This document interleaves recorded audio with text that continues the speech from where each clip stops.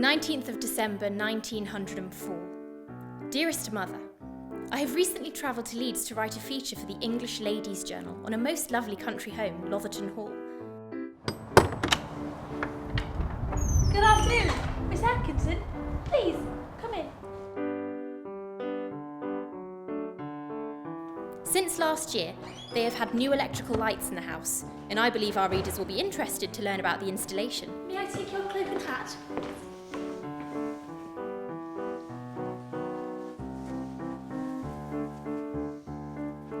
Follow me. Mrs. Gascoigne has been responsible for selecting decorative electrical fittings in the most exquisite taste. They are a most progressive family, even their servants have electrical lighting.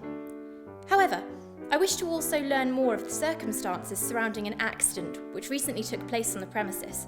One of the maids received an electrical shock which has quite shattered her nerves and left her in a rather agitated state. I first interviewed Colonel Gascoigne. Good afternoon, Miss Atkinson. Has Lucy offered you some tea? Ah, no. Lucy, could you fetch some tea for our guest, please? Thank you. Thank you kindly, Colonel Gascoigne. Our readers are so interested to learn of the growing popularity of electrical lighting in the household. I see you have some lovely lights here at Lotherton, and I trust they are quite new. Yes, thank you. We had them for about a year now. I particularly like the way they glisten and gleam off my collection of coins and medals. I've done a lot of travelling, you see. It is a pleasure to be welcomed so warmly into your home today, Mrs. Gascoigne. Our readers will so enjoy learning of Lotherton Hall in our upcoming issue. You are most welcome, Miss Atkinson. It is always such a pleasure to have guests from London to visit, especially when they are writing so charmingly about our lovely home. Please, let me introduce you to my friend, Miss Sybil Gray. She is an actress in the theatre, you know, so she too is well accustomed to the pleasures of electric lighting. Do you take an interest in decorative electricity, by way of the fixtures and fittings themselves becoming, as it were, ornaments? My wife tends to entertain herself with the appearance of the decorative lighting. It is more the machinery and the science that is the beauty of it. And I can go about my daily tasks even after the light has gone down. Ah, it is brighter here than it used to be, I assume. Did you have gas lighting beforehand? No, gas lighting is far too unhygienic. Unlike electricity, electricity is very hygienic. Also, we have these coal bells, which is far better than having bells and string. May I ask you, Miss Gray, do you come into contact with electricity on a day-to-day basis in the theatre? Absolutely. We often perform on stages lit up entirely with electrical lighting, but I must say it is rather unfaithful for the female countenance. It tends to wash my face out, make my complexion look rather pale. But no matter, for I simply adore applying makeup, don't you, Mrs. Gascoigne? There is nothing to hide under the lights. Well, of course. Decorative lights, I find, complement the female form and keep our appearance in order. But the light bulbs that we use here are not nearly so bright as the lights you perform under in the theatre, Sybil. I almost thought they were candles, but they are so lovely. How quaint. The lighting in this room, for example, is particularly complementary to a woman's skin. Look at you, Miss Atkinson.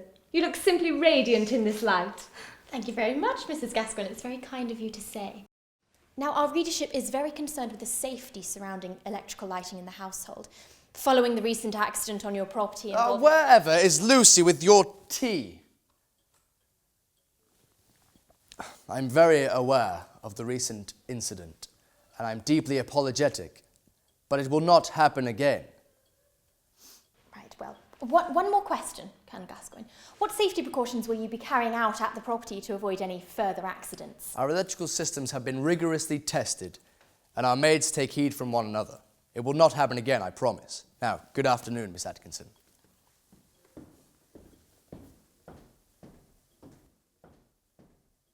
I understand you are all aware of the recent unfortunate incident involving one of your employees and an electrical shock. I was wondering if, as the housekeeper, you might enlighten me a little more on the topic. I have nothing to disclose about the incident. What happened to Mary was sad, but we have to take the risk of electricity. It's dangerous, and everyone knows that. May I ask, how do you feel following the recent accident on the property involving one of your employees and the electric shock? Ah, yes. Poor young Mary. Yes, we were all saddened by what happened, but I have been reassured that her condition is much improved these days. You were very upset. I recall you wrote to me not the day after it happened to inform me of it all. Yes, I was rather heartbroken. In fact, I had been planning to host an afternoon tea the following weekend, but I simply could not continue with it under such distressing circumstances. Would anyone care for a cup of tea? Lucy, tea! And how do you feel working in a home with electricity? Following Mary's accident, of course. Honestly, I don't like it at all. But we've got to take risks while working. I have friends who won't work in houses with electricity. Be quiet, Bertha. Do you like the electric lights? I mean, they're not nearly so decorative down here as they are in the family rooms.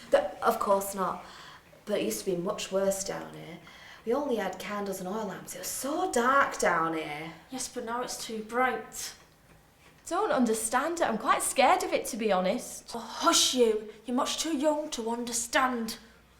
Colonel Gascoigne mentioned also a new system of electrical call bells. How exactly do these work? Oh, well, they press the button in their rooms, and over there's a buzzing sound, and a little indicator on a board shows us which room they're calling from. How interesting. Does it make a large difference to your work? Not really, no. Well, I'd much rather the buzzer than that old bell we used to have. Just another thing to use electricity for, I reckon. Do tell me, Miss Atkinson, do you have electricity in your home? Regrettably not yet, but I am assured that it shan't be long before my house too is fully equipped with the latest in domestic fashion. Oh, how wonderful. How exciting that you get to experience it in your own home. The air is much purer for it, you know. None of those dirty, sooty candles. These lights are just far too bright. Well, the old ones were far too dark. Yes, but that light's straining my eyes. But the old lamps were dangerous and smelly, and the mess they made of the ceilings and the wallpaper.